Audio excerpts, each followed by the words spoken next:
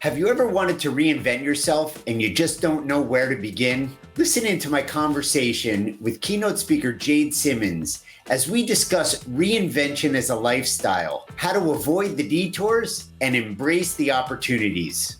You know, Jade, I've seen you perform and I've heard you say this, reinvention is a lifestyle. Yeah. And I recall you mentioning that kind of was birthed from stage fright and some challenges that you were having in your performance, and you began to talk to the audience. Yeah. Tell us a little bit more about that. Sure. I began to tell stories about the music, little tidbits about Mozart and Chopin and Liszt that the audience, even the connoisseurs, might not have known. And I always joke with my keynote audiences, that was just for me to catch my breath. But audiences started falling in love with the stories. I took it a step further and started not just talking about the composers or the music, but about what I was thinking and feeling about the music, what I wanted the audience to experience.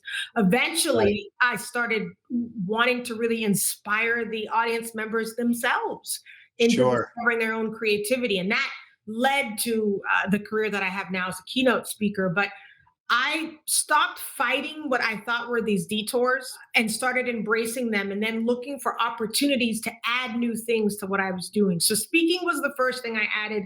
I eventually started playing different genres of music. A little bit of jazz, eventually got really brave and incorporated electronics and hip hop. And today my concerts go from Rachmaninoff to rap. But I would add these little things, and I thought I was treating the audience to something cool. I was treating myself to being able to be, I was becoming more of myself on stage, and that the stage fright went away. The memory slips went away because I was no longer focusing on not messing up. I was simply focusing on how much can I give this audience and how much fun can I have in the meantime. So, let's talk about resistance for a second. Oh, yeah. Because it sounds like there was resistance, which became a constraint because you were constrained in this world of the samurai performer who had to get it right and be on time and be precise and that world of classical music that most of us non-aficionados see it happen. So talk to me about when you transitioned. So Jade, there was a lot of resistance and then you began to accept what was in front of you. Yeah.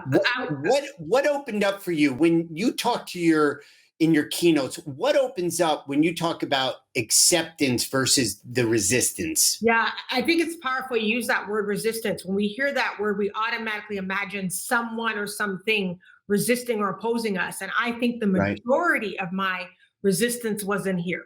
My preconceived notion of what the audience wanted, what they would accept, what I was allowed to do. I also think subconsciously, as a Black female in the world of classical music, I had this belief that I had to be extra classical. So I understand. Jazz or hip hop, I couldn't do that, right? And so I had to begin to give myself permission to be more of who I was outside of the concert hall in the concert hall. Really powerful. My audience is starting to diversify on their own. It's no longer a monolithic audience, a one age group audience. Everything started to shift. And my audience has started to come not for a classical music concert. They came for some unexpected adventure, which then gave me permission to give them the unexpected. I like to say now that I major in transformation and I minor in the unexpected. And that is translated powerfully in the world of professional speaking because I'm finding our corporations, the clients, different organizations are looking for something unexpected, but that they know will hit home and really help their people in a powerful way in terms of impact. Thanks for stopping in and watching this video.